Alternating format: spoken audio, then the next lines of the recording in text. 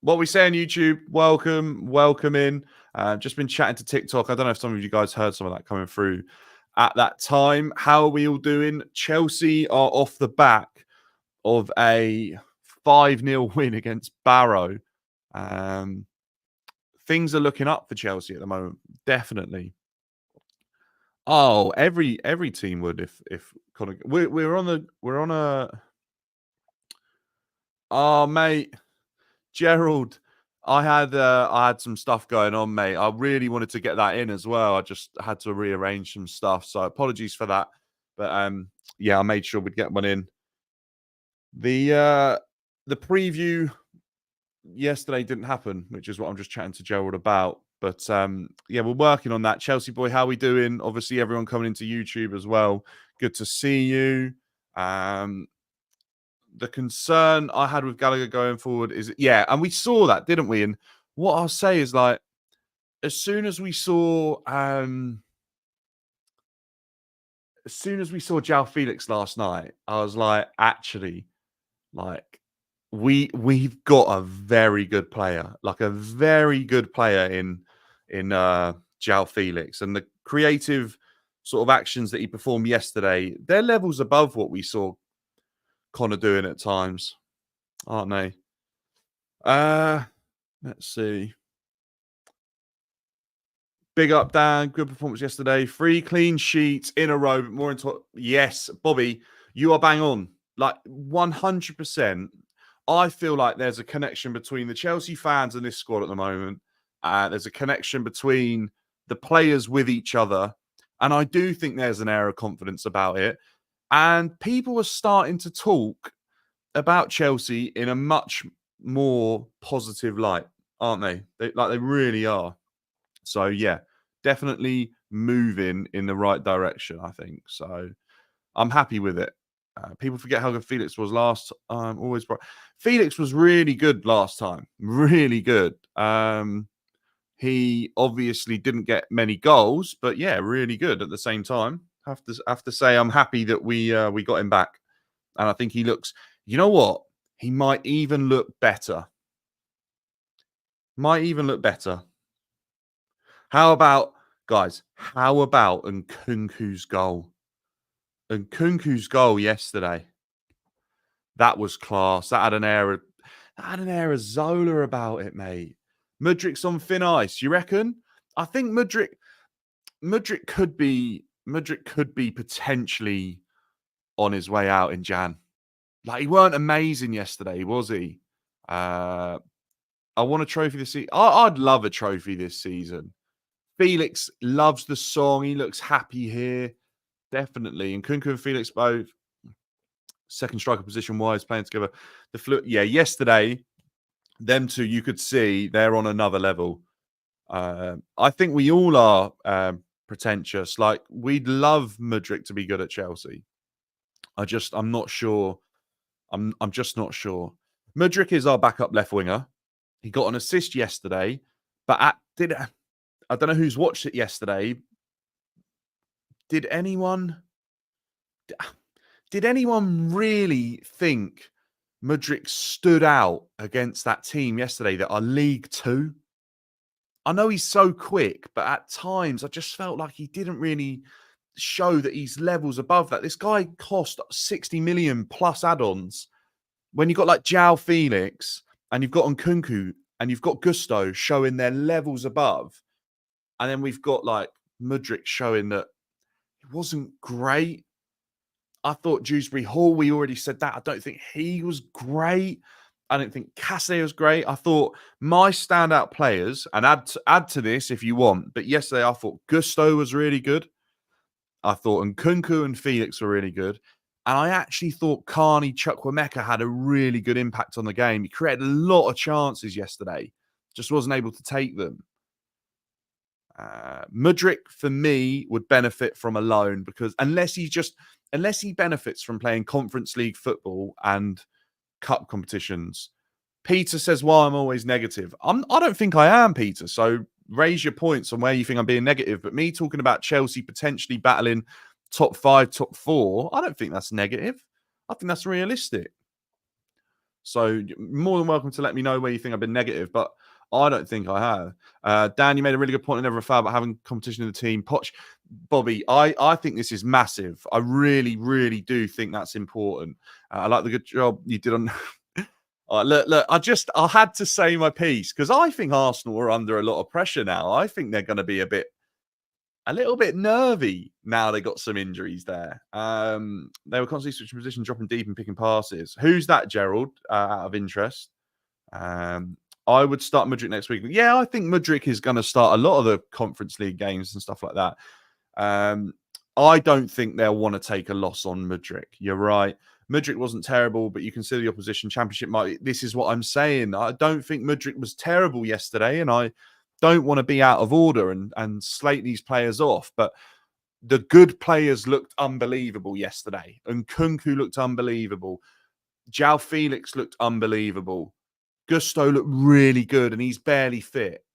These players, if they're good enough, they show their levels. Like, they stick out against League Two players. Honestly, I think some of the other players that we saw yesterday not be able to step up, that concerns me a little bit. Dan, would you start Nkunku on Saturday and you can't drop him when he's got? I would start Nkunku, yeah. I would. I think I'd play him in an attacking 8 sort of position and just see what he's about defensively. I'd take the risk because I think I'd rather have him in the side than Enzo Fernandez. How good does it feel going into a home game feeling confident for a change? Yeah, it's nice, isn't it? Like, I feel pretty confident going into Brighton. Chilwell needs to go in January. Kieran Dewsbury Hall is a championship level player. There's no justification to drop Jackson after getting man of the match against West Ham. I'm not advocating for Jackson being dropped, by the way. Jackson is playing very, very well. So I'm not advocating for a Jackson drop. I think he's playing really well. Misha goes on loan and one. Yeah, I thought Tyreek George looked all right yesterday. I think Tyreek George is a player that could potentially go out on loan. Top 4 will be exactly the same as last year. Maybe he will. Maybe the top 4 will be the same as last year. I don't know if there's some changes to make there, though. I think there's some changes to make. Obviously didn't watch toward the end of last season as well. Let's see what we're saying. And Nkunku is more elite than being. Yeah, do you know what I mean? Both of them were signed. Yeah, who do we think signed them, by the way? Do we think Vivell signed those two? Because I kind of wonder if that's why there's this weird sort of hesitation to give him loads of minutes. Nah, I don't think Mudryk was bad yesterday. I just don't think Mudryk was great against the League Two side where the right back was woeful. I just don't think Mudryk stood out enough as he should have and could have done. When you look at when you look at the levels of the players that stood out, and Nkunku, João Felix, they showed that there's a level. I personally think Mudryk's best performances for Chelsea might have come as a 10. Actually, I don't know if an 8 is too deep. Big up, Steve. How you doing, my man? Dan says I want a trophy this season, like League Cup or Conference. Would you take top 6, 5th? If we got 5th and won the Conference League, I'd take that. If we won 5th and got a League Cup, I'd take that. I think if we continue in the way that we are. By the way, if we improve and we look like we're even better than where we are right now, then I think we can go further on than 5th. But right at this very moment, we are 5th. I've been saying 5th as an improvement on last season. And of course, I want to be a trophy winning team. And I think that breeds winning.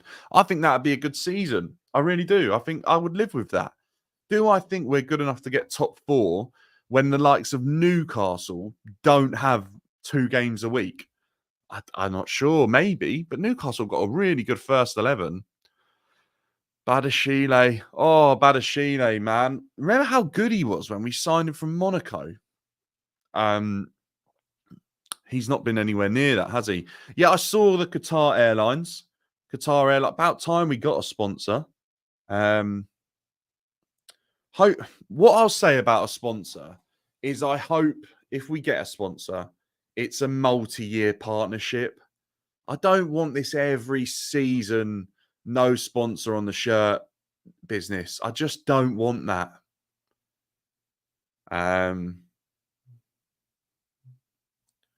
Charlie said he definitely did. Charlie, mate, if you think Mudryk stood out yesterday, I don't know what game you watched, because he didn't. He did not stand out. The players that stood out scored hat-tricks. The players that stood out scored free kicks and flicked it over defense's head with a scoop. Like, he did not stand out. He got one assist, which was really good, to be fair. But other than that, I don't think he did. Let's see. Where did we go? I'm just trying to catch up. Right, here we go. Honestly, I won't be sat for the teams who beat So I believe, Ishi, this is true. I think we need to beat Liverpool, we need to beat Brighton, and we need to beat Nottingham Forest to make a statement against the challenge of top four. If we beat Forest and Brighton, I think we're still sitting around fifth, because they're teams I'd expect to beat. If we beat Liverpool, then there's a conversation to be had that actually we are moving in a really good direction here. And we could get, if you can beat Liverpool and you can make that a consistent performance to beat a side as good as Liverpool, you can head towards top four for sure. Definitely. But the ball didn't get to Wisconsin. Neto, yeah, I agree. We definitely went, because they were so poor, we were able to go through them quite centrally. Way too many good teams in the league for us to be relaxed. Yeah, 100%. You cannot, in the Prem now, take your foot off the gas. You just can't do it. Time for Noni to hold bench, particularly. Noni's a weird one, isn't it? Hear me out on this. This is what I said. Someone asked me the other day. I said I would like to see Cole Palmer on the right, Nkunku number 10, Sancho on the left, and Jackson start up front. That is what I'd like to see. And then I actually think if he was fit, I'd say Lavia and Casado. I'm not sure Lavia's fit. So it'll probably be Enzo. And I'm all for it if Enzo can get some games together and start showing us that he's good enough. Because West Ham wasn't a bad performance. Let's build on that. Yeah, next month. If you look at our next 5 games, we've got Liverpool, Man United, Newcastle, Brighton and Forest. Or other way around, Forest, Brighton. It's really tough. And we've got European games in there as well. It's going to be difficult. Noni is greedy. Noni is greedy and Noni is wasteful, but he's a very, very talented footballer. And I like having him in the team. And if we're bringing Noni off the bench, it's a lot of quality. We know what Noni is capable of changing the game and winning the game. And Nkunku has come from a long... Yeah, we do. Yeah, I hear you on this. Maybe they are managing Nkunku's minutes. I think he is clinical, by the way. I think Nkunku is class. Guys, we've got loads of us in here at the moment. If we could all smash the likes, we'll be on 20 likes straight away. So smash the likes on YouTube right now. That would be unbelievable.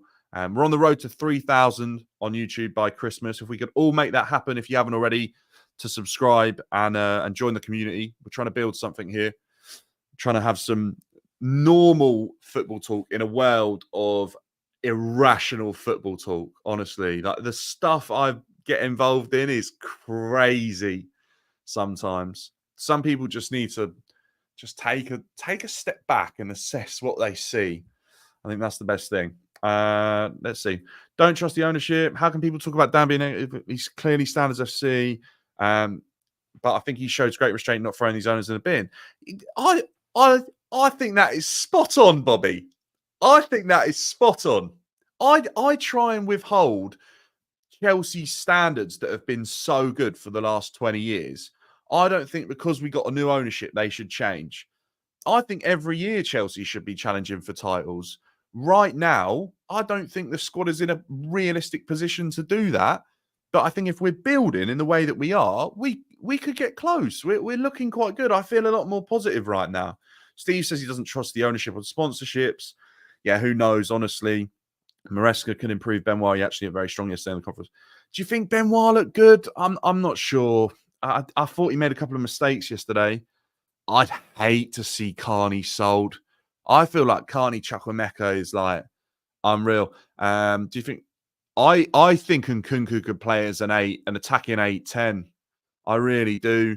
Jojo, big up my man. Good to have you in here. HR, good to have you in here. Steve, I don't know, mate. I haven't met Johnny. I haven't spoke to Johnny. Some of his points are hilariously funny. Some of them are points I wouldn't necessarily agree with, but some of them I definitely do. So, yeah, I'd love to speak to him and just sort of understand where he's at. But I haven't, I'll be honest, I don't speak to too many Chelsea creators. I speak to a lot of other fans. I go on shows. It's not normally Chelsea shows. I speak to a lot of other fans from other teams. So yeah, I don't really know, to be honest. Carney, mate, honestly, Reese, James Kingdom. For me, Carney Chukwuemeka came on yesterday and I thought he was an instant impact. I felt like he lifted the game. Everyone was excited when he was getting on the ball. I think a guy that's Carney Chukwuemeka's size and height shouldn't be able to move as well as Carney Chukwuemeka does. He moves so fast. He's so agile. He moves like he's 5'10", and he's got to be 6'2". I think Chukwuemeka has such a bright future ahead of him if he can stay fit. Definitely. I just don't know if he can. Yeah, I think this Palmer on the doesn't have to be a right winger, but you know where Cole Palmer was so good last season under Poch. That's the sort of area I kind of want to see him in, and I think Nkunku is more dynamic moving between the lines than Cole Palmer. I think if Nkunku picked up the ball deep, he travels through those lines, the midfield and the defense, way smoother, way more fluid.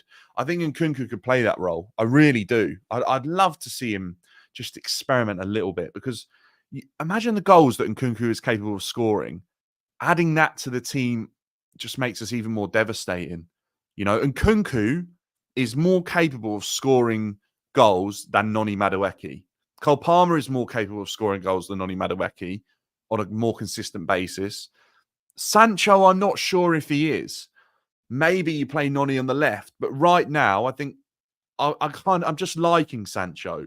And I feel like if you bring Noni on off the bench, you add this unbelievable pace and dribbling ability that is havoc for defenses like later on in the game. I think he could be a really effective player coming off the bench, Noni. And I definitely think there's games where I'd say I'd start him. Like if you've got a left back that's really poor and just not up for the battle, then Noni Madueke's the type of player you want to start. Also, by the way, it's kind of harsh on João Felix and Neto. I wonder if there's a way to get Cole Palmer starting, João Felix, Sancho, Jackson, and Nkunku. I wonder if there's a way, and then just have Casado on his own with Cucurella inverting next to him. I wonder if that's possible. I feel like Pep would do that. I don't know if Maresca would do that. But could you imagine if you got João Felix and Nkunku, Cole Palmer, Jackson, and Sancho? That sounds scary. And then you got Neto, Madueke, Mudryk on the bench. It's pretty scary. Sancho is excellent on the ball. Sancho's been so good. No, man, you're thinking from a scoring midfield is a different game, guys. It is. I think you're right. But Cucurella and Casado look like a really good midfield pairing together when he inverts inside. He really does. Like they look really good together. Carney definitely is potentially made of glass. Chelsea will do a Leicester and win the mate. If Chelsea win the league, it's not Leicester. Leicester got were fighting relegation and then won the league out of nowhere with no pedigree or history to that club in terms of winning Premier Leagues. Chelsea are a big enough club that if we won the league and have spent the best part of £1 billion, people will be like, they did spend £1 billion and like the manager got it right, or they had a lot of talent that actually developed. No one saw the Leicester thing coming. It was 5,000 to 1. I don't think it's balanced enough, but against like Southampton, I'd give it a go. Like we could have done that last night against Barrow because, you know, like they're not good enough and just completely overrun them.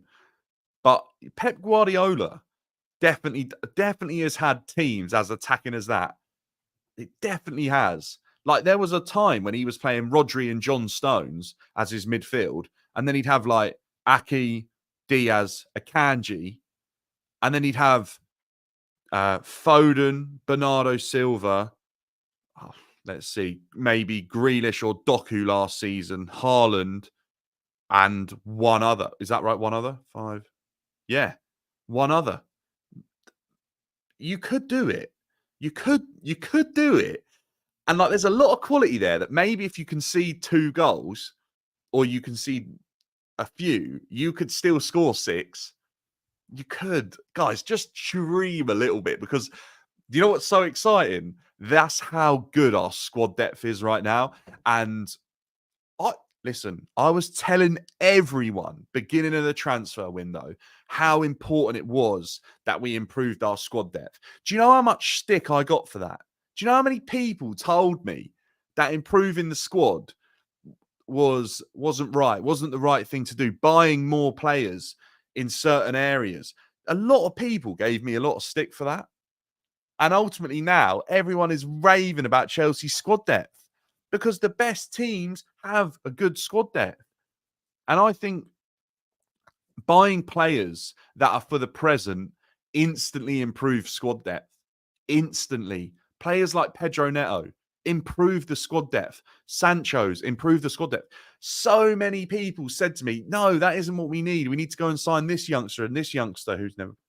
Sign players that have played some football and then they're part of the squad. And then look at what happens. Stephen, it's gone very quiet. Very quiet. I'm really not sure. Oh, so Rossi, I'm sorry. I'm on YouTube at the same time, bro. I'm on YouTube at the same time, so I haven't seen the chat. Feel free to put it back in. It minimized the chat. So yeah, or jump in on YouTube where I'm way more active on the chat. Yeah, definitely not as good a squad as Manchester City. Like, don't get me wrong. But yeah, everyone is getting carried away with Arsenal. They're great, but defenses win trophies. Bobby, we've said this so many times. I still think there are some issues defensively in this Chelsea squad. I think if it isn't on ability, it's on injury, because I believe Reece James and Gusto are unbelievable. Can they stay fit enough? We're not sure. Do I think our centre-backs are good enough? I think Levi Colwell's had some positive performances recently. Tosin's looked okay. Fafana's looked okay. Kukureya's looked good. Chilwell yesterday, you can tell that bloke's barely played football. Badashile is, I don't know about him anymore. And Disasi, I actually don't mind Disasi, but I don't have massive expectations for Disasi. I think Disasi is okay if he's like your 4th choice centre-back. I actually think you can deal with Disasi. As a right-back, I always feel like it's a bit harsh. Disasi gives 110% every game. He does try. He plays with his heart on his sleeve. He'll put his head in front of a ball to stop it going in the back of the net. Like, he'll throw his body on the line. I don't mind Disasi. I think he's got a good attitude. I think he actually isn't bad on the ball either. I think he takes his time, and there's a couple of mistakes, but he tries to make sure he chooses the right pass. I don't mind Disasi, but I don't think he should be starting every week for Chelsea. I don't think he's that good. And I worry about our goalkeeper situation, because I'm not sure that any of our goalkeepers are good enough for like a Champions League level side. I think if we got top 4, we'd probably have the worst keeper, because Arsenal have Raya, City will get top 4, they've got Ederson, Liverpool will get top 4, they've got Alisson. If Chelsea get top 4 with Sanchez, we've done bloody well. I think we can improve on that. I think we could. Sanchez, don't get me wrong, actually against Bournemouth, very good. Like, we might not have won that game had he not saved that penalty. So maybe he improves with time, but I just think you could probably sign a keeper that's, a level above Sanchez. I feel like they're out there. I think we missed the trick with Mamadashvili. Instead, we signed Jorgensen. Jorgensen played last night. I'm not sure. Callum, this sounds like a great loan. Like, get on the phone to the Chelsea sport directors, because I actually think Carney would really fit in at Bournemouth. By the way, if you want to send Semenyo the other way, we can make something happen, because I think he's quality. Guys, loads of us in here. Make sure to smash the likes if you haven't already. Trying to get 30 likes today. That's the goal. So make sure to do that. My Nyan is really good, but he does get a lot of injuries. He does get a lot. Diogo Costa from Porto. Yes, I think those type of keepers are a level above Sanchez. I really do. Even the other Spanish keeper that played for the Euros is better than that Sanchez. To be fair, Pep plays De Bruyne, Silva, and 2 10s. This is what I'm saying. Pep has done that. I know people are saying that's ridiculous, blah, blah, blah, blah. Pep's done it. Pep's won the league doing that because he was brave. We all know that Pep is the guy that sets the level, sets the tone, and people copy. Be the guy that people want to copy in terms of being a manager, because then you're doing something right. You're ahead of the curve, because people are copying Pep from last year. He's already changing it again this season. He's moving back to like tactics from old with wingers and a different style of play. What makes Raya so elite? Raya recently started the season really well. Some of his save, like that, I know people are giving stick about that double save. You still got to save it. A lot of keepers don't get to the second one. And I know people are like, oh, it's straight at him. And don't get me wrong. Okay, I don't think it's the most amazing double save you've ever seen, but it's not bad. He's also got a great defense in front of him. But I actually quite like Raya. I think he's okay. I think there are probably, talking about keepers, who saw Ter Stegen's injury. Has anyone seen that? The guy poked his kneecap, and I think there wasn't a hard knee. And then he was like, oh, Ter Stegen's had some bad injuries with his knees, actually. I think he's done an ACL in both knees. I think he's done what R9 did in his knees as a keeper. We got top four. Yeah, do you know what? This is a really good point. I think Kepa's better than Sanchez, though. I think he might be. Do you reckon it's the same? Do you? I don't know. I don't think Sanchez would play for Arsenal. Sanchez couldn't start for Brighton. Like, he got dropped. 50 million. I think Semenyo, guys, I know we're chatting Chelsea at the moment, but we talk about all things football on this channel. Semenyo, if you haven't made yourself aware of how good this guy is, go and have a look. He is really, really good. Really good. I'm sure he gets a big move soon. Sanchez, yeah, I think Sanchez has been doing well. Jackson needs to be consistent. Look, John Obi Mikel called Jackson out for not being consistent.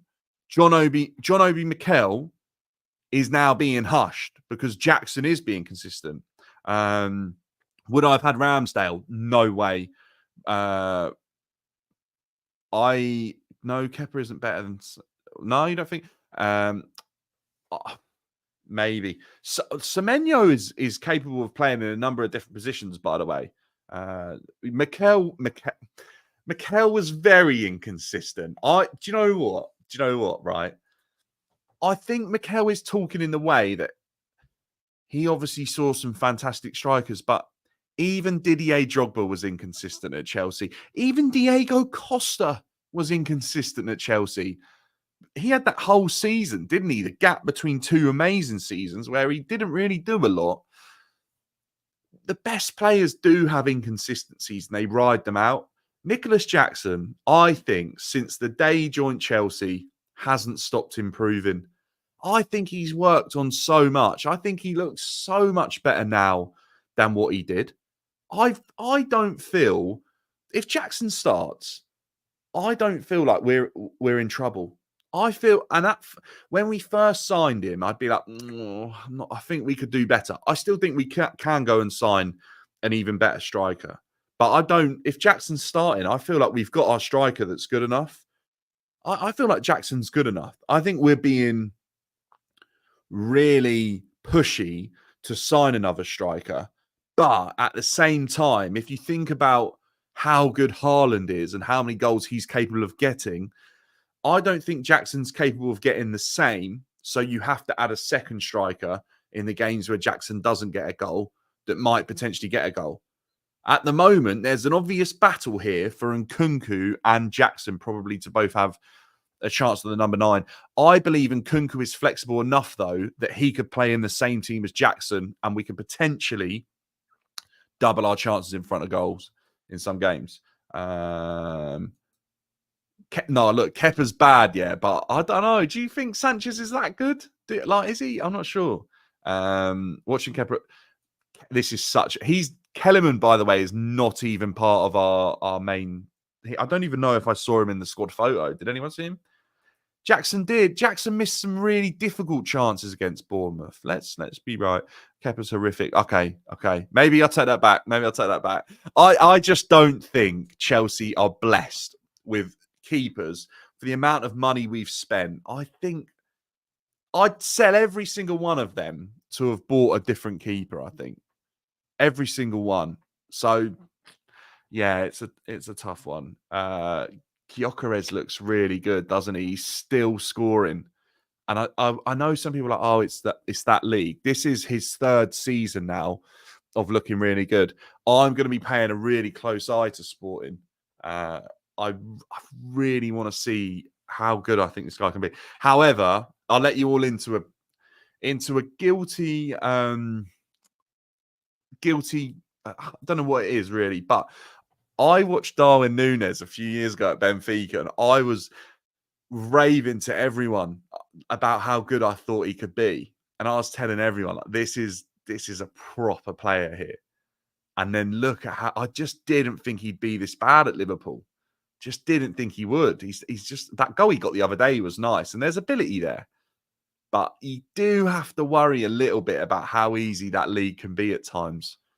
It does make you wonder, because Nkunku scored a hat-trick yesterday. He's not going to get a hat-trick in every game he plays in the Prem. It's like, that's how easy Haaland finds the Prem to score a hat-trick in every game.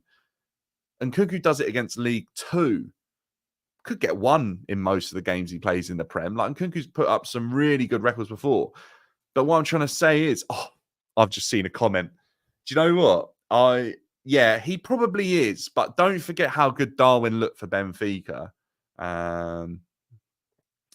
This. Do you know what? I'll hold my hands up, because I didn't say he was bad ever. I stood by John Duran and I said, I think he looks really promising. However, I think he needs to play more football. Now I'm a little bit gutted, because the more football this bloke's playing, I think it's going to be harder to achieve signing him if realistically he could be an option, because I think he looks really good. And I just said he needed a bit more football. Maybe we should have given him more football at Chelsea. But a lot of people were like, we don't want John Duran. Who is John Duran? I went and looked at the footage and was like, he looks pretty good. And then he played for Villa, I think, for a bit, because I think it was Jan we were linked with him, wasn't it? And then I was like, okay, or like building up to the summer maybe. And he looked quite good. The way he started this season, I think John Duran could look. Yeah, but do you know what, right? In terms of where John Duran was, where he was playing for Villa and he wasn't getting a load of minutes and he only had MLS football, he wasn't coming in as our main number 9.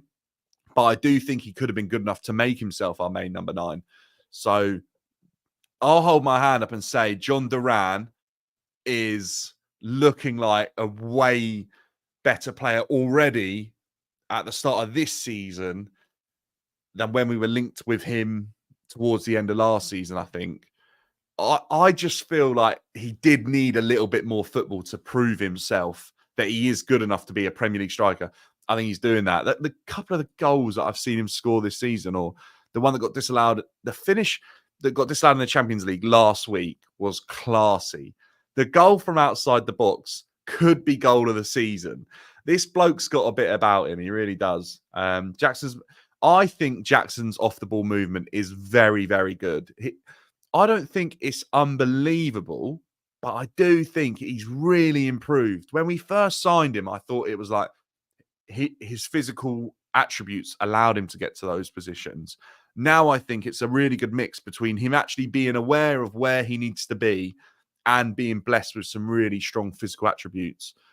I just wish he was a little bit more clinical, because I genuinely think if he was a little bit more clinical and a little bit more composed, I think he'd be a 25 plus goal a season player with ease. With ease. I think he could be that good.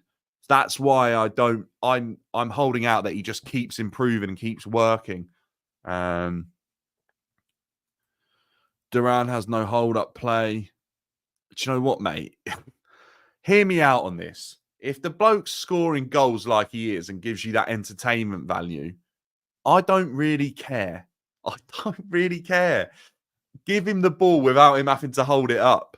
But that is something I think Jackson's very, very good at. And also, I have to say, I can't say I've seen enough of John Duran to say that his hold-up play's not there and like non-existent. I'd need to watch more of him. Casado's been good too. Enzo needs to learn how to win. Good. He's okay, but off the ball, not good.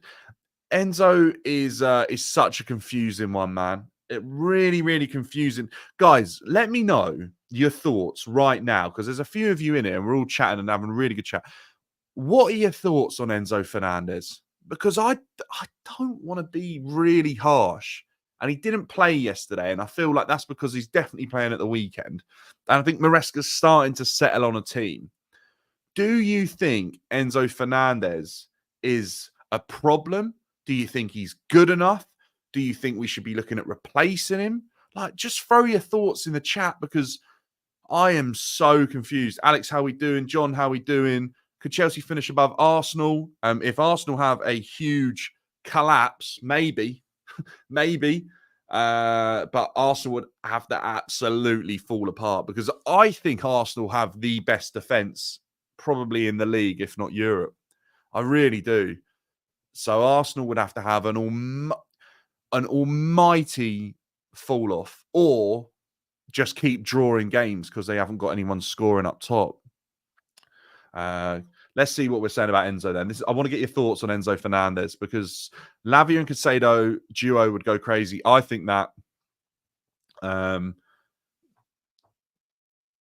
Let's see. Enzo is a problem, says Stephen. Dale says he doesn't like... Dale, why don't you like Enzo? Because I quite like Enzo as a guy. In a way, I think some things he's done are really silly and immature that happened in the summer. But actually on the pitch, like, remember that bit against Mason Mount last year? I quite like that. I felt like, hang on, there's a bit about Enzo Fernandez that I haven't really seen. He wants Chelsea to win, and he doesn't like it if people disrespect the club that he's at. But at the same time, as the player on the pitch, I just haven't seen enough. Good footballer, but limited. Yeah, I think his physical attributes are really limiting him. And I think because he lacks physically in such a physically imposing, dominating league like the Prem, I think he needs way more time on the ball than he's able to give himself. And I think that's why he sometimes looks slow. His reactions are too slow. I think you're right. I think that is an issue. He's not mobile enough and needs legs around him. I think this. But even when he's gone deeper, guys, even when Enzo Fernandez has gone deeper, right, and he gets on the ball, does it look like he's got enough power in his legs to like spray the ball around? Like, sometimes I see him like, he'll hit the ball with the outside of his foot for no reason for 5 yards, and he'll give it away. And I just find it really confusing. So I don't really know. I'm just not entirely sure on Enzo Fernandez and what sort of player we've got, because I don't think he's a Fabregas. I don't even think he's a Jorginho. Lavia plays, surely. Does Lavia play over Casado, over Enzo? I think he looks really good. The Premier League is too strong for him. Enzo suits Syria. I think this. I said it earlier, actually, on Never a Foul. I said, I think he is Atletico Madrid or Inter Milan. I think he's got it written all over him. Written all over him. Hi, mate. Big fan of you watching us on Side TV. Ibby, I appreciate that, mate. I love that show on Side's channel. One of the best ones I do. I love that show. Appreciate the feedback, mate. Spraying the balls, what he's good at, mate. Hasn't been up to expectations, though. I do agree on that. Yeah, I'm not sure. I don't know if he's more like,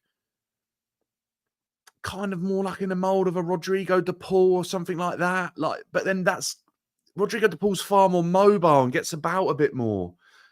Maybe Enzo Fernandez needs to be managed by Simeone for us all to understand what he is. You know, I feel like Simeone gets something out of him.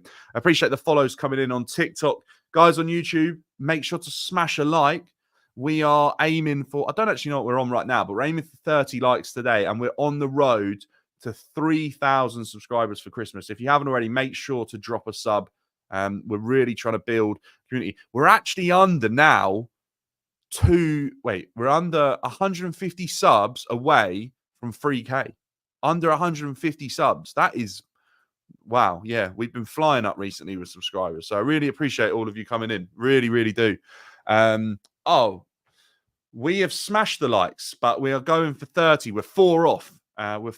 He's come off a good game against West Ham. Just got to hope he can get some consistency for a change. Lavia and Casado are unreal. I think Lavia looks really good. I hate how many injuries he's getting. He was unreal at 6 under Potter, though. Maybe he's not being utilised correctly. Under Lampard and Potter, he was unreal. Yeah, he was, wasn't he? He was really good. I remember coming to the end of that season expecting Enzo Fernandez to like really push on.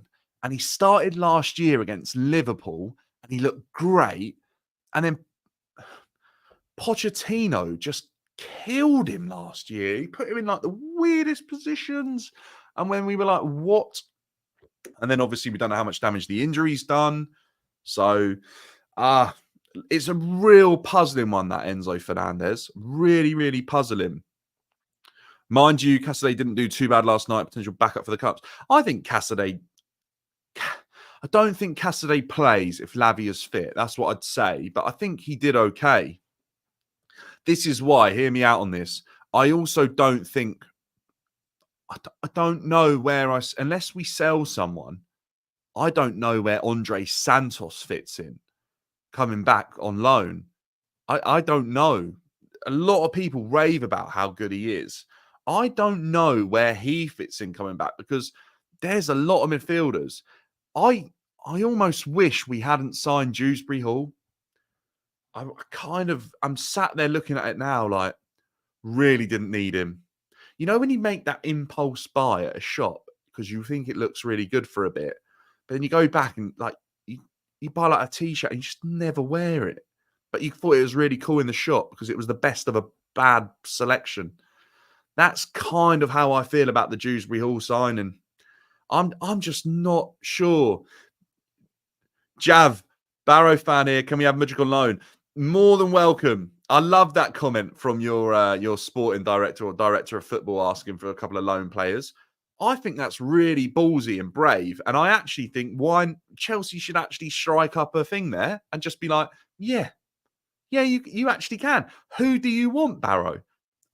I think that would be really, really good. Like Barrow, obviously a team that we could be loaning potentially some of our like youth players out who aren't on as massive wages and stuff. I think that'd be really good because I do believe that there's a footballing education to be had at teams lower down the pyramid. Obviously, League Two and things like that is a place to learn by playing against men.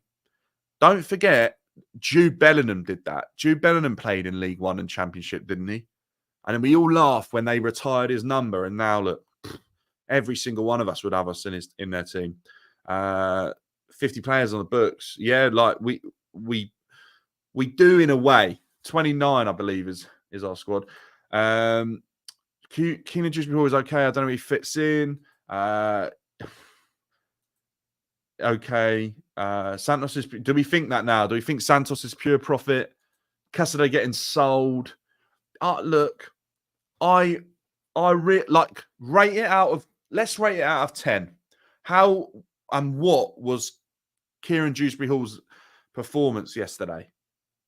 Just let me know your thoughts, because what I'd like to base this off is how good I think the best players looked. I said it earlier, and Nkunku, João Felix, Gusto, they show their levels. Even Carney Chukwuemeka showed his level. What do we think his level yesterday was, Kieran Dewsbury Hall? Because I don't know. Barrow, honestly, all the best for the season. I don't know where you are in the league, but all the best. I actually didn't even know where Barrow was until last night, and I learned it's Barrow in Finesse, which is pretty much all the way up as far as you can go in England without being Scotland. All I want to know is, do you have a Scottish accent or like a Geordie Northeastern accent? That's all I want to know about Barrow fans.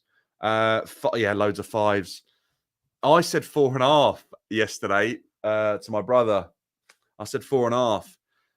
And he was like, that's generous. So I'm glad you guys are saying 5, because people do think I'm negative. But time is key. I hope it is. I don't think it. I know the comparison's very easy, but I don't think it's another Dewsbury Hall. I Drinkwater. I don't think it is. I think Danny Drinkwater really struggled to impress Conte. Maresca already knows Dewsbury Hall. He knows what he's capable of. Oh, it's more Lancs, is it? Oh, interesting. I just wondered. I saw the map and just wondered if it would be a Scottish accent. Send Kieran Dewsbury Hall to Barrow. I'll tell you what, they'd lap him up, wouldn't they? That's what I mean, right? Yesterday, no offense to Barrow, but I really, really expected him to really make a bit of a statement on the game, because who remembers pre-season? Like, he genuinely looked quite good. I've just seen a comment on TikTok saying Mudryk to Marseille under De Zerbi would be really beneficial. I very much agree with that.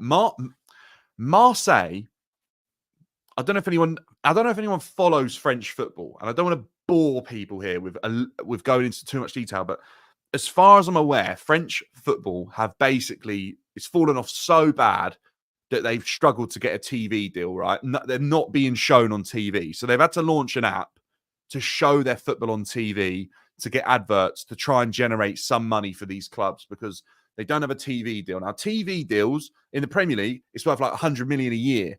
To not have that is massive. But basically, because Mbappe left, they're like, no one's really interested in the French league anymore. So as far like the French directors of Ligue 1 turned round to like Marseille, Lyon, and the other big teams there, and PSG as well, and said, like, you have to sign some players, because if you don't become attractive again, we might not get a TV deal. So Marseille, Lyon have spent a lot of money as well. If you go and look at the transfer market, they've actually signed some pretty interesting players. Marseille have done the same. Obviously, Greenwood's out there and he's playing really well, but there's obviously a big issue there. But they've also signed some other really good players, and they got De Zerbi as well. And Marseille are really trying to like front that comeback of teams up against PSG without Mbappe, just to try and add a bit of competition. If you haven't downloaded the app, by the way, it's actually a really good app, Ligue 1's app. It's really good. And they go all the highlights on there and everything, do like a highlight show and stuff. It is really good. But yeah, Marseille wouldn't be a bad move for Mudryk. I don't think that would be awful. Bit of sun, good manager who knows him and really rates him highly, and actually quite a good team. So yeah, definitely worth a thought. Mudryk to Brentford. I don't want to see that. I'm not going to lie. I don't want to see Mudryk to Brentford. De Zerbi has them playing. He does. Like really, really good football, actually. Like De Zerbi, that's a better move, isn't it? A lot of people said, oh, Brighton to Marseille. Is that a good move? I actually think that's not that bad. I don't think it's that bad. Marseille's a massive club, by the way, like a massive club. If Kieran Dewsbury Hall was a buy to throw a bone to supporters that knew Gallagher, yeah, I agree, Bobby. I have to agree with that. I think it was. It just kind of like smoothed it down a little bit. Just try and make it that say I'm a little bit less bitter.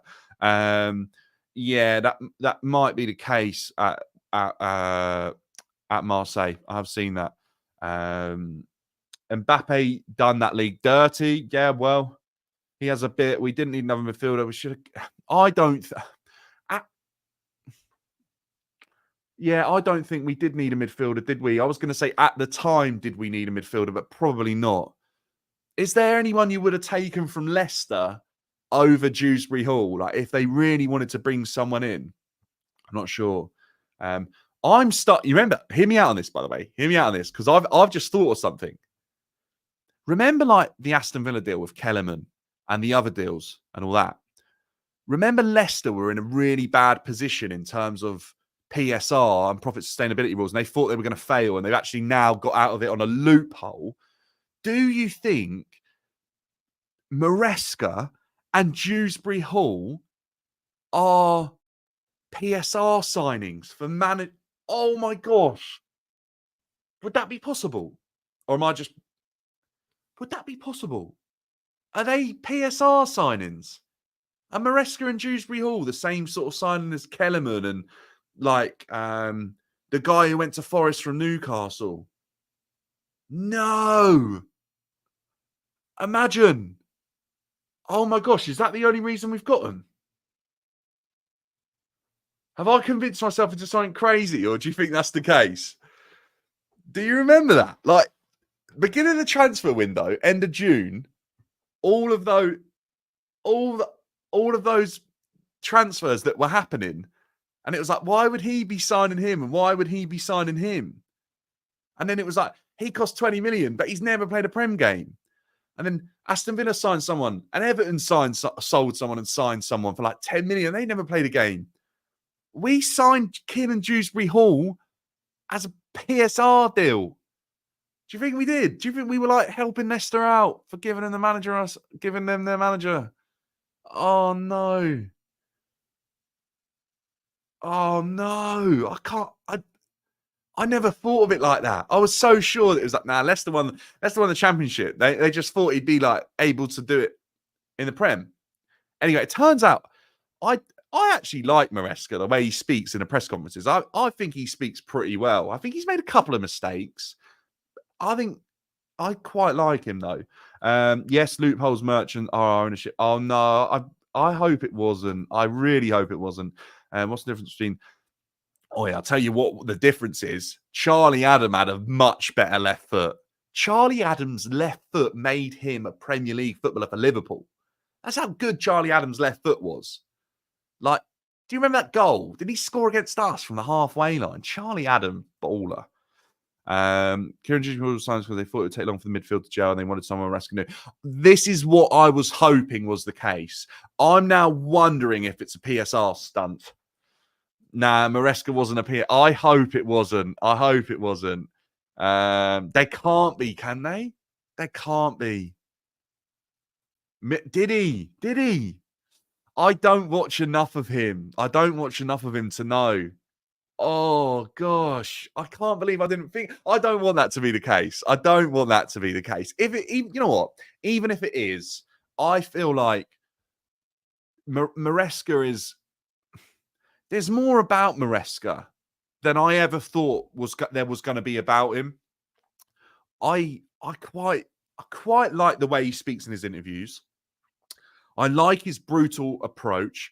I think he's honest. I think some of the players that have had much better careers than him, he's been a little bit disrespectful to. But at the same time, there were moments when Pochettino like made loads of mistakes and he just never improved. And then actually now, like, Maresca's improved. You can't deny, like, against Palace, our midfield looks so strange. Not seen that since. I think he realised that just didn't work because the way he was like inverting and moving everyone round, it just wasn't helping us. It was hindering us because these players are still trying to gel and learn this new system and learn who they're playing with because it's been a lot of changes at Chelsea. And I think he might have learned. And then he was like, okay, let's go back to basics a little bit. And then look what happened. Yeah, but Only reason I said it was because were we in a place financially that we weren't able to go and get another manager unless we had a deal sweetened by signing a player off of a club that needed it? Wouldn't have gone for, like, think about the teams that really were desperate for it. Everton would never have gone for Sean Dyche. Newcastle maybe go for Eddie Howe, but I'm not sure they would have let that happen. If you look around at the clubs that were like nearly going to fail PSR and financial regulation checks and that sort of stuff, like FFP, Leicester were on that list. Leicester were on that list. Go and look at Jamie Carragher was mocking the club. I've seen it. I have seen it. Has anyone watched the overlap? I think this. I said this, Steve. I said, let me judge Maresca by Jan. Let me sort of see what he's about. You know, then he would have had a lot of games. He would have had like half the season. I just think this bloke's managed 7 competitive games for Chelsea, and that is me including Inter Milan as a preseason friendly, because I felt like that was a little bit more competitive. Like, let's just see where we're at. I still think it's going to be a roller coaster of a season. I just hope it's like a roller coaster of a season with an upwards trajectory, and towards the end, it just starts to smooth out a little bit instead of being like up, down, up, down. That's kind of what I'm hoping. Has anyone watched the latest overlap? Has anyone watched the latest fan debate? I have seen it, and I also listened to the bit about, like, I listened to Rory Jennings's part because I quite listening. Oh, yeah, you're right. You are. Okay. All right. This is true. You are right. He was actually going to go to Brighton. Do you know what? He should have gone. I know it's hard to turn down Chelsea. Yeah, I think he should have gone Brighton. I actually think Ross up the Chelsea. I'm yet to hear the sound of Russ's voice. I can't stand the idea. No, and he's just there to allow. Is he Bobby? I'm not sure. I think he's been a little bit of a yes man. I do, because I think this is an incredibly big job for a guy that's managed Parma and Leicester and been a coach with Pep. I do think he's not going to be like as stubborn. Like Pochettino stood by his words and with actions played players that he wanted to play, right? And Conor Gallagher, Trevor Chalobah, like he wanted to play these guys. And they did a good job for us in the end. And I do think Maresca's kind of listening to the board in terms of getting rid of Raheem Sterling and getting rid of a couple of other players. But also, I do think there's a bit about Maresca where if he's not happy and it's not right, I think Maresca will walk. Not winning is normal. I think that's been lost in translation. What Maresca said was not winning in the last 2 years has sort of become normal for Chelsea. He did fail miserably, but let's like we said, let's not judge it now off of the back of like a couple of games going in the right direction against pretty poor teams, because West Ham weren't good. West Ham were awful. West Ham have never lost 3 games in a row at home. They've just done it. West Ham have never looked that poor against Chelsea in a London derby at their ground ever. I don't know if they have. They weren't great. Barrow are leagues below. Bournemouth outplayed us and we won. Let's just take a step back, be positive, be confident, because I think there's a lot of reasons to be positive and confident right now. We're playing some really good football. We've got great squad depth. We've got some really exciting players. Let's just see how we ride these bumps and navigate these fixtures for a few more months. And then I think we can sit there by Jan and know if we're in a top 4 race or not.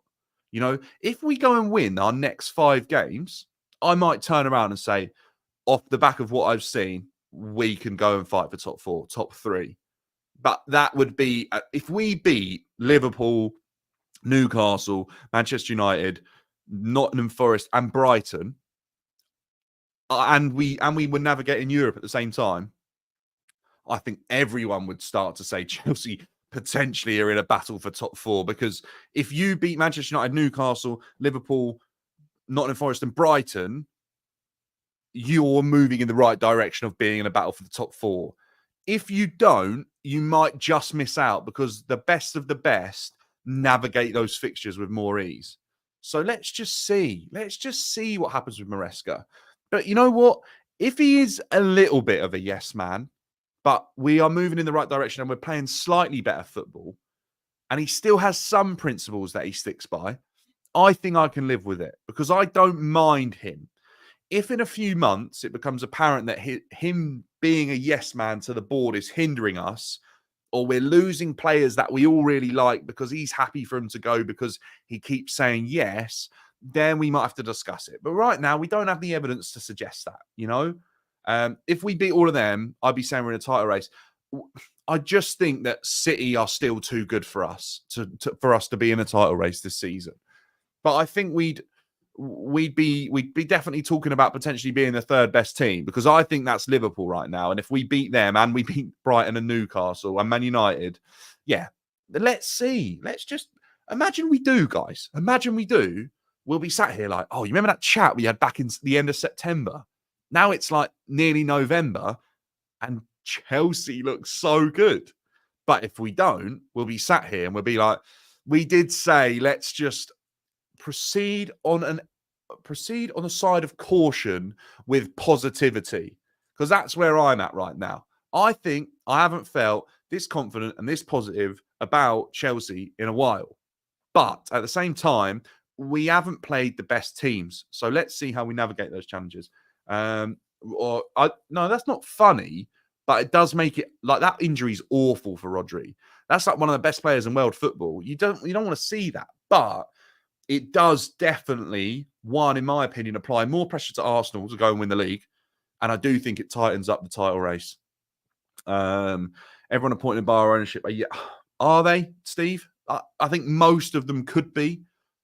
I don't know what evidence we have. If we have evidence, then show me. But I don't think they like to be challenged. That's what I'd say.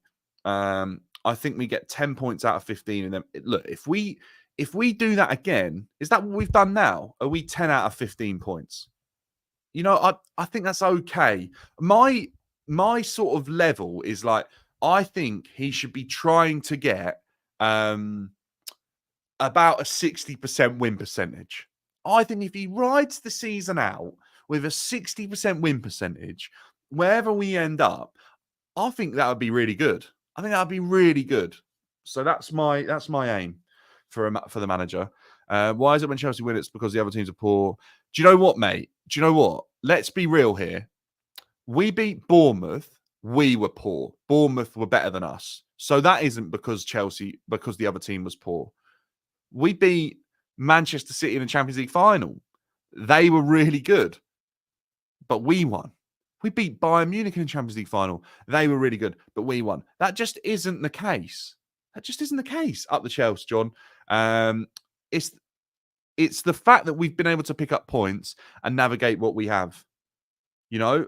And the biggest issue for me right now with Chelsea is I don't think we're the same side at Stamford Bridge as we are away. And I think that was an issue with Pochettino as well. I really do. I think with Pochettino last season, we were better away than we were at home. And I think that's kind of coming to this season as well. And I'll tell you why that is. That's because of the disconnect that the board have created between the club and the fans and the players. That's why. I think we get 10 points out of 15 in those 5 games. Maresca's not a yes man. He asked for Sancho Felix too. Show me the conversations of that. How many goals will Jackson score this season? I'm going to say Jackson scores 18 to 20 goals in the Prem. I'm going to say that. I think he does. I think he started really well. That I think he could continue on that sort of level. I think, what did he get last year? Like 14, 15? I think he get a few more this season. I think we're going to be better this season. So, yeah, 18 to 20 is where I'm at with Jackson. Will we take that? Guys, that's actually a good question. How many goals will Jackson score this season? Chuck it in. I do, John. Yes, mate. Was there last night. I agree he's improving his finishing. He definitely is. I think Jackson's improving a lot. Beat Newcastle, Forest, Brighton, draw to United, lose to Liverpool. Do you know what? that don't sound that bad. Do you know what? That really doesn't sound that bad. And we got 10 out of 15. I would take that. I really would.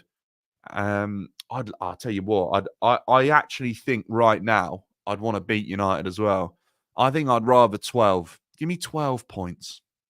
12 points. Really. Jay Nelson, how we doing, my man? I'm good, mate. How are you? I would take 12 points, I think. And I'll take 10. I'm being really stubborn here. I think we're better than United right now. I think we're better than Forest. I think we're better than Brighton. Newcastle will be tough. Depends when we play Newcastle off the back. I think that might be off the back of like Ghent or Panathinaikos. I'd like to beat Newcastle. And I think Liverpool will be tough. I think Liverpool look really good. Yeah, mate, Lavia's injury is just really so sad to see because I just want to see more of him. He's barely played for Chelsea. Barely played. Wouldn't say it's bad if we lost to Liverpool. I wouldn't. I think Liverpool look really good under that Arne Slot. Set piece coach has improved our defense. Yeah, I've been looking at the set pieces a lot, really. Yes and no for me. I've seen a couple. Do you know what I keep seeing? And I've said this on my watch along. So we've been watching the game together, some of us. We keep putting a couple of small players on the biggest. I've seen Cucurella a couple of times mark the biggest man in a team. And that's something I think the set piece coach needs to sort of work on a little bit. He's better than Enzo and Moses. We'd cook with Lavia. How do we find a spot for Nkunku in the start 11? Mustafa, I personally think you take out Noni Madueke to get Nkunku in. That's my thoughts. That is my thoughts. I think Cole Palmer, Nkunku, and Sancho, or you go Nkunku left wing, which is okay. No Sancho, Cole Palmer 10, Madueke on the right. I think that's what you do if you want to try and get Nkunku in as well. I want to see Nkunku in the team with Jackson.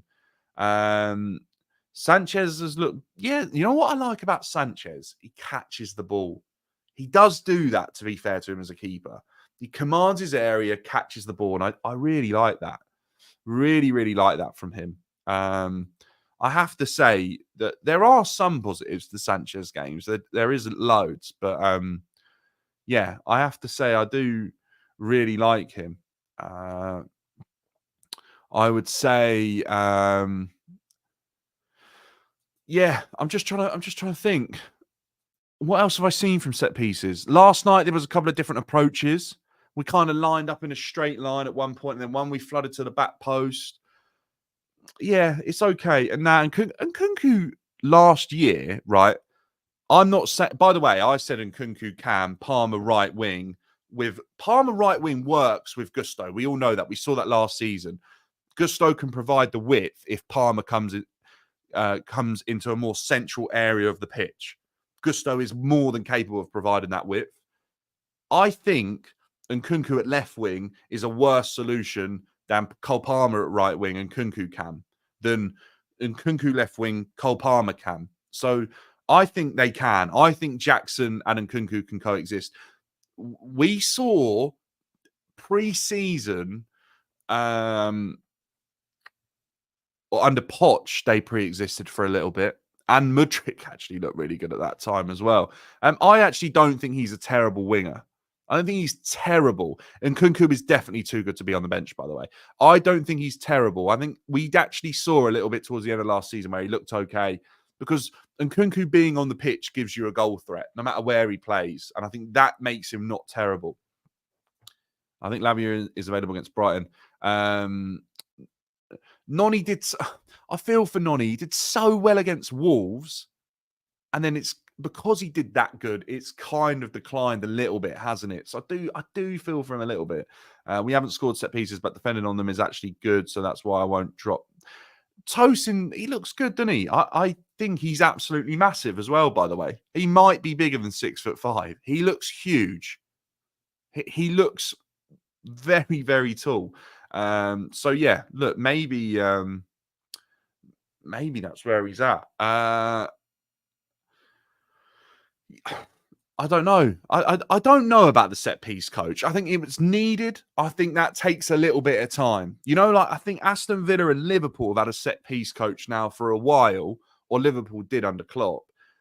And now, a few seasons on, we're reaping the rewards. So maybe, just maybe, that's what's happening. So yeah, let's see with the set piece coach. Like, I don't know how important that is, but I do think that you can be left. You can get left behind if you don't have a set piece coach. To be honest with you, I definitely think that.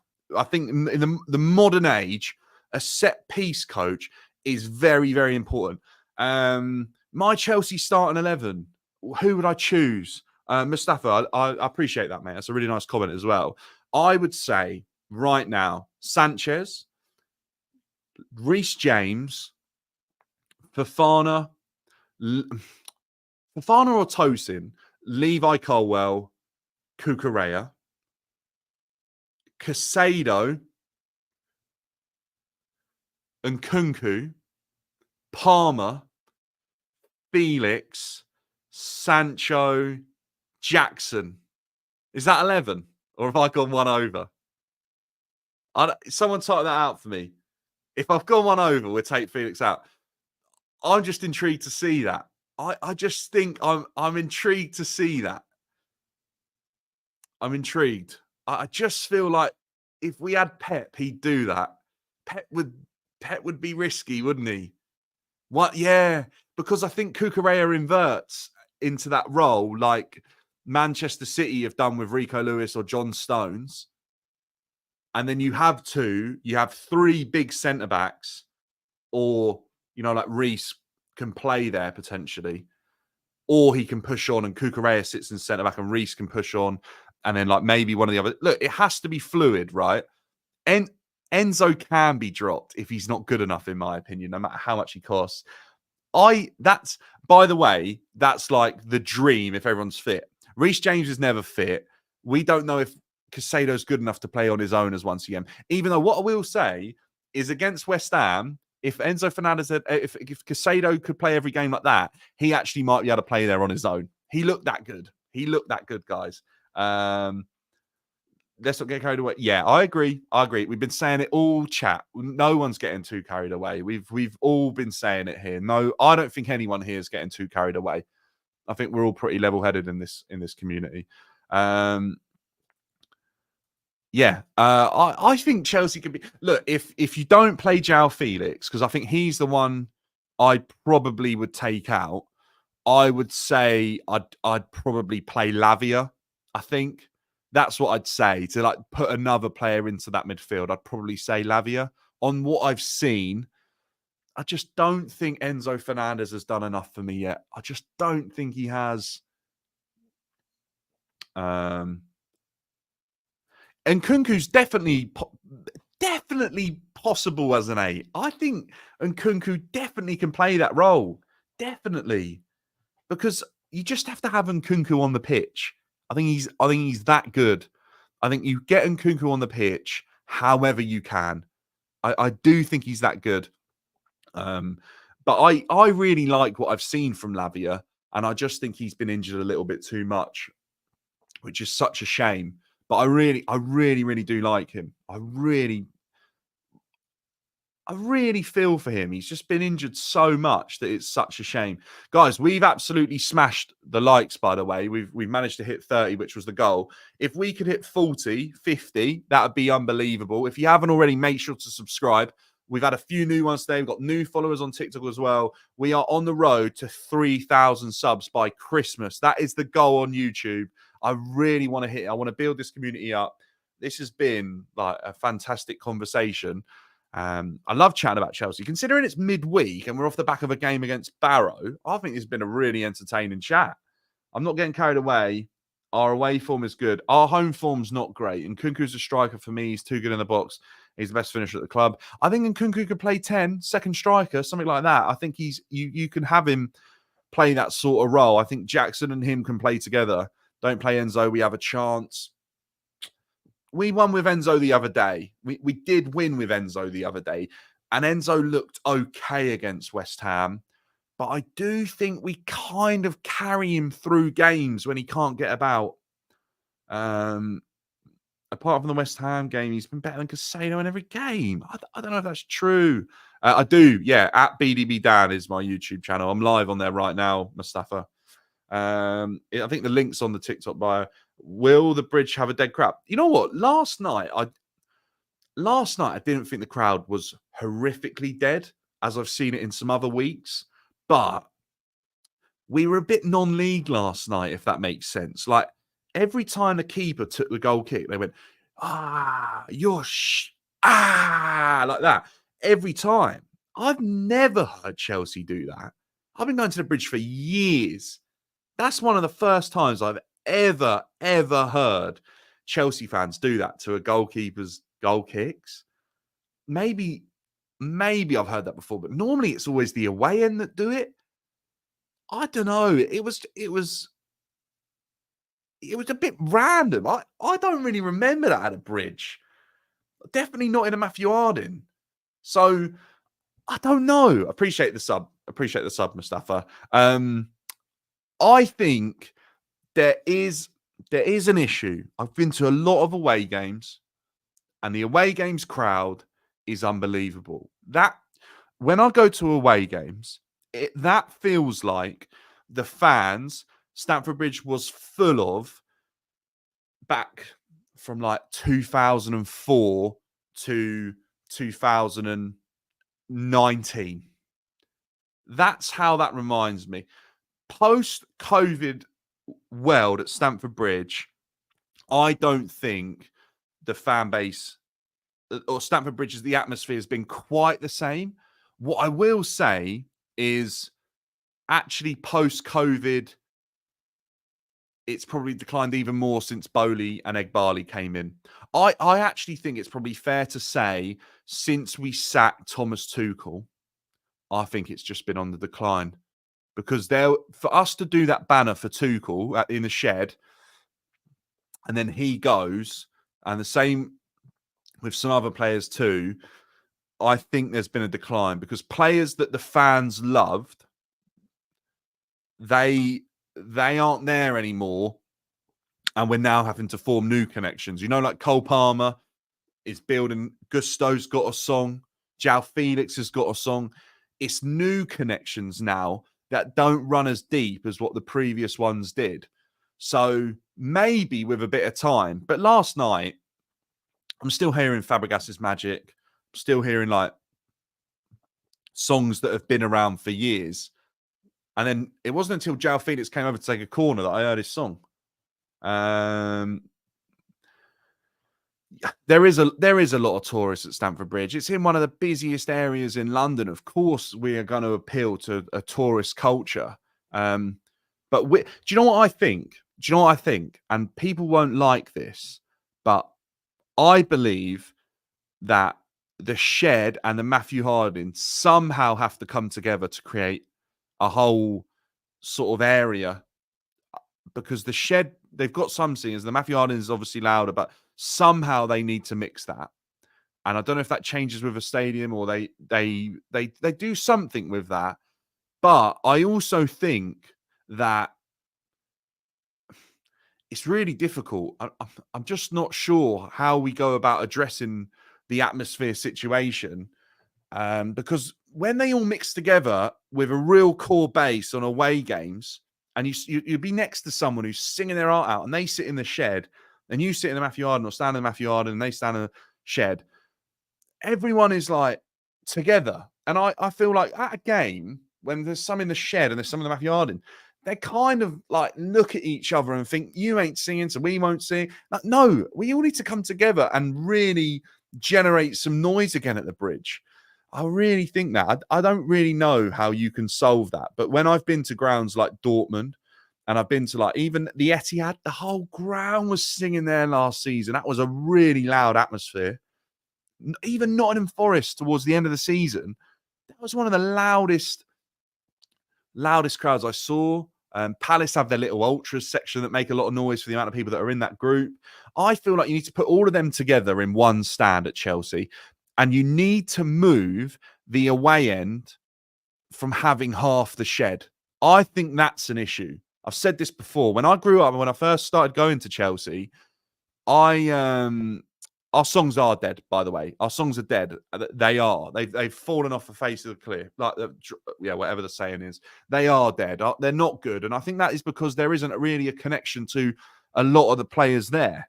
But at the same time, the bridge was rocking against Newcastle last year in the Carabao Cup. Like, it was rocking. Man United, it was rocking, wasn't it? Obviously, because we won that game in an amazing fashion. But then I went to the City game at Wembley. We were so dead in comparison to the City fans. Like, it was so quiet. So it's really difficult. But I do think having those fans in the Matthew Harding and the shed together would generate some noise. And I do think removing the away fans out of the shed end would be the best thing to do. But I think the police won't allow it to be any different because of management. Even though when I was younger, what I was going to say is, I'm sure they used to sit in the East.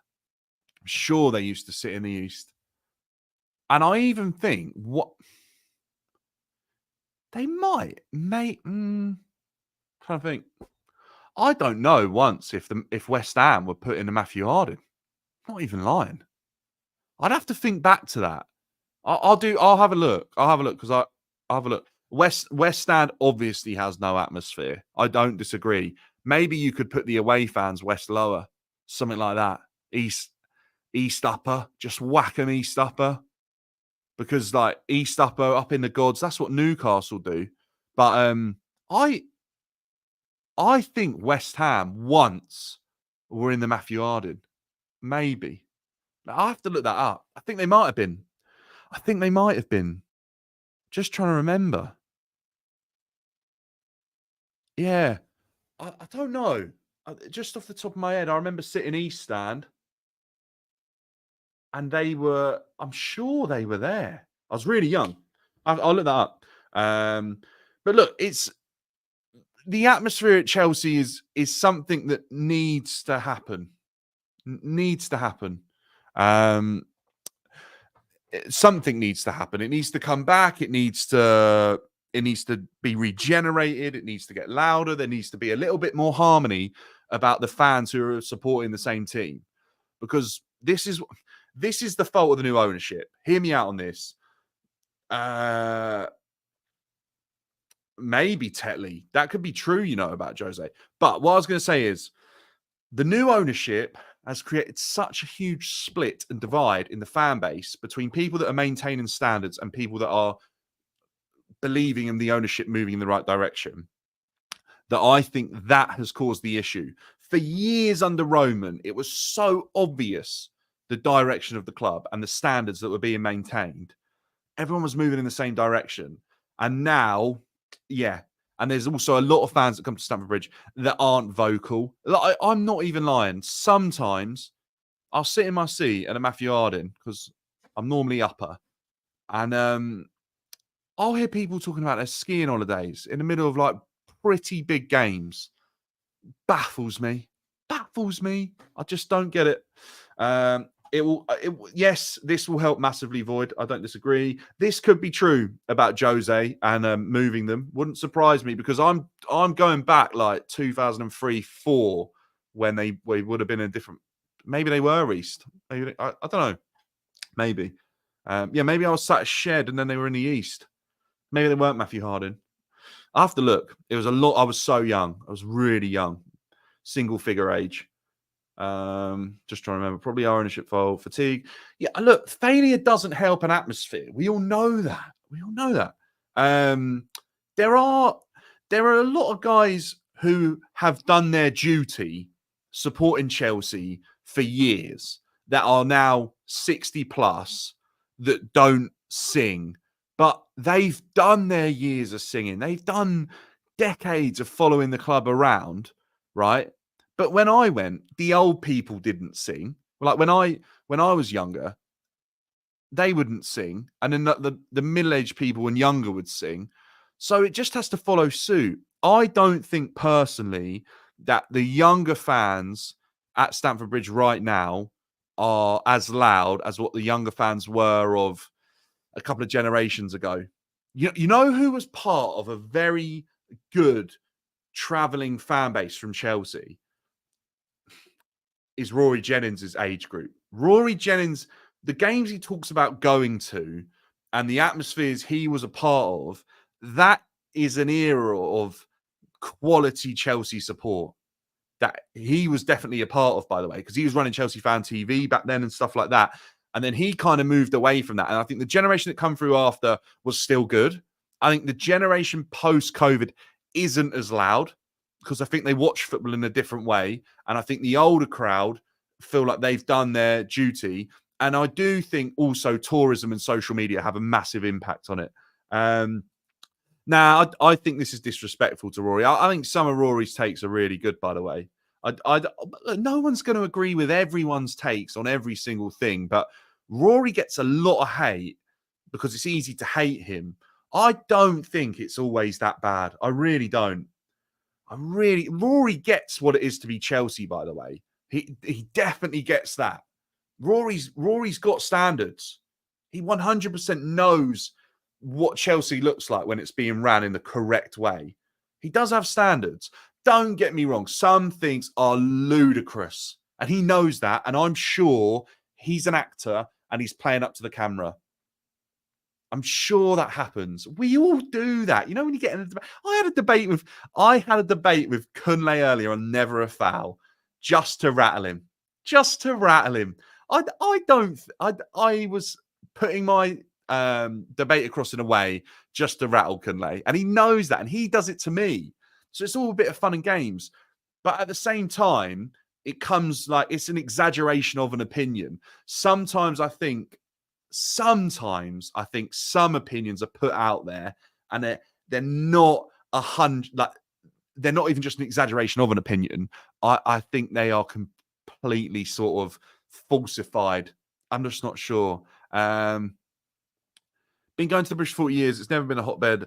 I don't know, mate. I think there was a while when Stamford Bridge was a fortress that I remember being a part of as like quite young.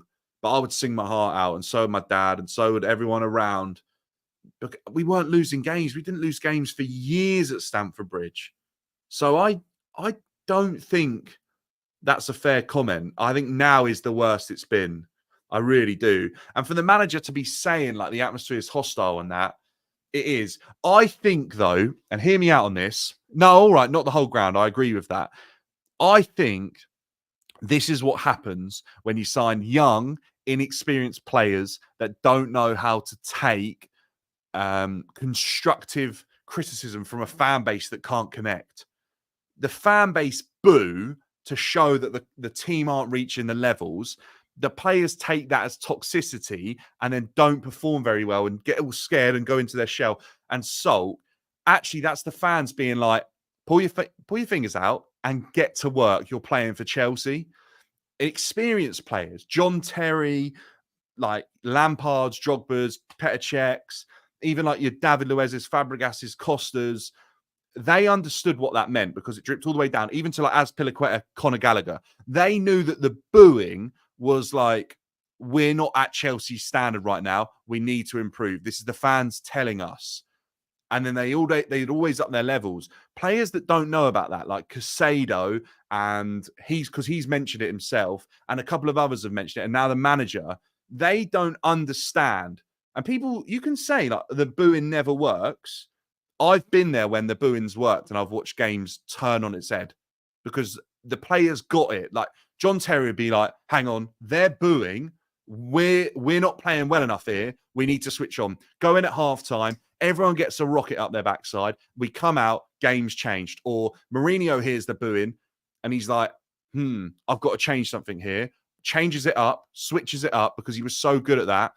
And then we saw a difference. Recent fans who have only no success are so entitled. I don't know if they're just entitled. I think they maintain their standards. Because they've seen what it is to win. Why would you want to change standards that make you one of the most successful clubs in the country? Yeah, I hear this. I think not having superstars and not having experienced elite mentality players or managers to manage that. Look, Stamford Bridge's crowd is incredibly difficult to please because we've had so much success and we know that change often hasn't been an issue to us. We move on very quickly and we go to the next level and we go again. And we did that for years and it hasn't been an issue for Chelsea. But Reece James gets it, by the way. I will say that. Reece James and Chile definitely do. We haven't had that captain to connect to. That's a very good point as well, says Steve. By winning trophies and by this squad coming together with the fans, and it starts with the away fans, because they'll bring that back to the bridge and be like, actually, after West Ham, that was quality. We got to sing all game because actually we did that at West Ham and they loved it. And then they performed for us. And a couple of times last season, we had some really good away games and then they come back and then we had some better home games for it as well. It all sort of needs to be in unison. But if the manager's calling it out as well, there is an issue. There is a huge issue with the atmosphere at Stamford Bridge. I don't disagree. But winning will help it massively. And players understanding that Chelsea fans have standards will also help it massively. Like it has to, there's a balance. If Chelsea fans are booing or they're not happy or they're whistling or they're telling players that it's not good enough or they start singing "Come on Chelsea" when we've got the ball and we're being very passive and boring with it, that's us sending a message because that's been the case for like the last 20 years. And the players understood what that message was, and that was us getting behind them. But ultimately, right now, they don't all understand that because they're too young or they're inexperienced. But that will come eventually. It might click as long as they don't keep thinking it's really toxic and they start to think, actually, that's these guys kind of telling us we're not doing our jobs well enough. It is them being constructive and criticizing us and saying, come on, we expect a little bit more. If the players start to understand that and we as fans get a little bit less toxic, I think it will come back. I think it will start to move in the right direction because as the saying goes, football fans are fickle. No. I forgot what I was going to say. Something like that. It's something like that. And basically it just suggests that football fans can move on very quickly if we're winning. I don't think we need ultras, mate. I don't know if we do. I look at Palace and I just think that looks ridiculous. I think we just need to be. We've been good in the past. We just need to get back to that level. Tuchel had it hard off of Lampard. He won some big games. Tuchel managed it in the right way. He definitely did. Some of the entitlement. We last changed everything in 2017. It's hard to get back to. It's incredibly difficult, but we can still win trophies. We still competed for trophies since then. Guys, okay, Gerald, really good point. And I will talk about this because I saw a picture of Reece James pre the Champions League season, right? A picture of then. It's 2020-21 season when we won it. He looks completely different. Gerald's saying that as well. If you haven't seen it, go and look at Reece James from the beginning of that season. He's nowhere near. I don't think he looks as muscular as he does now. And I think he maintained his fitness way better then. And he was still just as good. Now, I think he looks way more muscular. And I know he's so lean. Like he is. But I just don't think maybe that's come with age. Maybe he's just gained and grown and developed more. And maybe it's impossible for him to get to that. But I do think there's a huge difference between the two photos of Reece now and Reece then. And I think Reece then, if he could lose some of that muscle, I don't think he'd be any worse. I don't think he would. I think we all know how good that Reece James was. Watch away fans saying his name when he was coming off. I haven't seen it. I haven't seen that. Enzo didn't play last night. Do you mean West Ham? I haven't seen it. He tried making up a quote on the spot. Could go. What is that? What's that quote, Gerald? Football fans are fickle. Is that not? Is that it? Is that it? Hang on.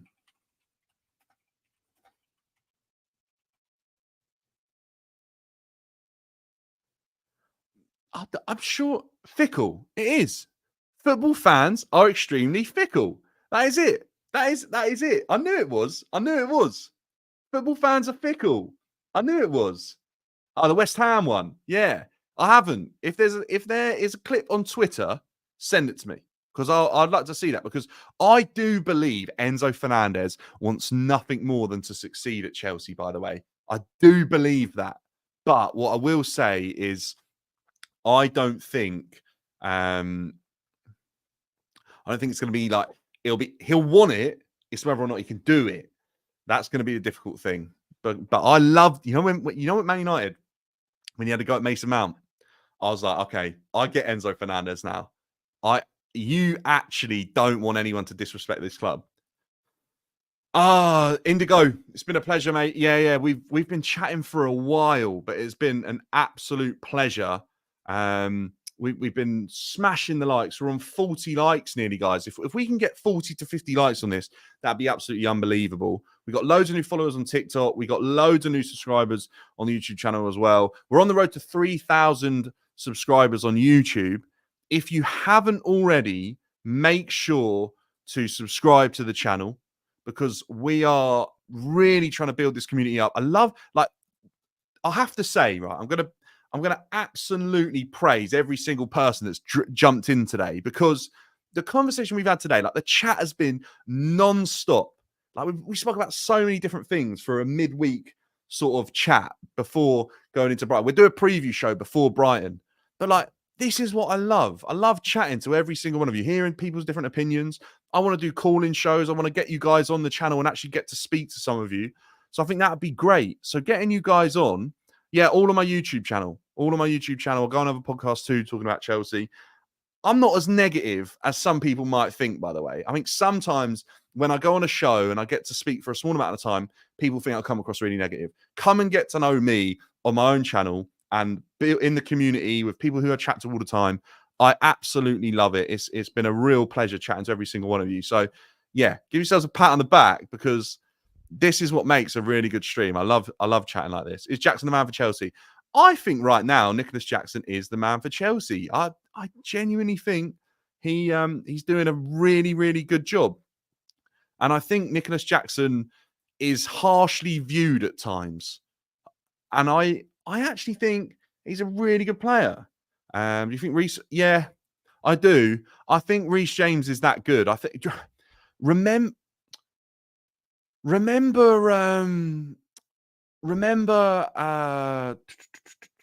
what's it called? Nottingham Forest last season. That is how good Reece James is. That is how good Reece James is. Not negative, just being real. Appreciate that, Stephen, because that's how I tried to be. Yeah, Reece James, Nottingham Forest last season. That is who I think Reece James is. That's how good I think he is. That's the ability I think he has. That's the level of leadership he has on this Chelsea team. That's what he does to a fan base in a nutshell in such a short space of time. And he won us the game. He was that good. And he's so dynamic and he offers so much. And he can't stay fit. And he got a stupid red card. And then we haven't seen him again. And it's just very, very, very frustrating that's how it's sort of going at the moment for Reece James. Because a fit Reece James, in my opinion, and people might call me crazy, but I genuinely believe is one of the best players in the league. I think he's that good. Yeah. Oh, Reece James fit and in the side is a whole different question, by the way. A whole different question. I think if Reece James is fit, I'd probably be sat here telling everyone that we are capable of getting top four because I think he's that good. I don't know to what level we're ever going to see Reece James again because I don't know how often he can stay fit, which is just a real shame because I I don't think anyone has the answer to that right now. But I do think there's a definite correlation between Reece James looking how he did in 2021 and Reece James looking how he did now. And if you haven't seen it, I would recommend you to go and have a look, because I genuinely think there's a correlation. There's a real difference. Yeah, look, this is a tough one. I never want to sell Reece James. I can't lie. I never want to sell him. Yeah, I was at that Forest game. Unbelievable. I fully Reece James we win the league in this attack. Reece James fully fit is so good. And you know what? Even a Ben Chilwell fully fit is very good as well. Remember him under Thomas Tuchel at left wing back? He was so good. So good. Scott, the best ability is availability, and I don't disagree. And I'll have to say this. That's one of the reasons I backed Conor Gallagher, because he was fit all the times. All the time. Whenever you needed Conor, whenever Poch had to call upon him, he was there, right? And that is what I'll say, is availability is the best ability. And unfortunately, Reece is really struggling in that department right now. So, yeah, bit of a shame. So how do we fix that? I just don't know, to be honest with you. But look, guys, it's been an absolute pleasure. We've had such a good chat.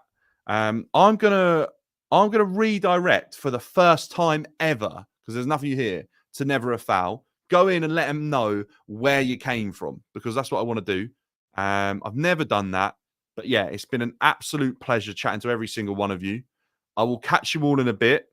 And I'll speak to you very, very soon. Have a great week. Enjoy the football that's on tonight and whatever. And subscribe if you haven't already. Like the video if you haven't already. Trying to get 50 likes on this stream, because I think it's been one of the best chats we've done. One of the best lives we've done. And hopefully, we get a win against Brighton. But make sure to go and let people in Never a Foul's chat know where you came from. And say up the Chelsea or something like that. I'll catch you all in a bit. Absolute pleasure.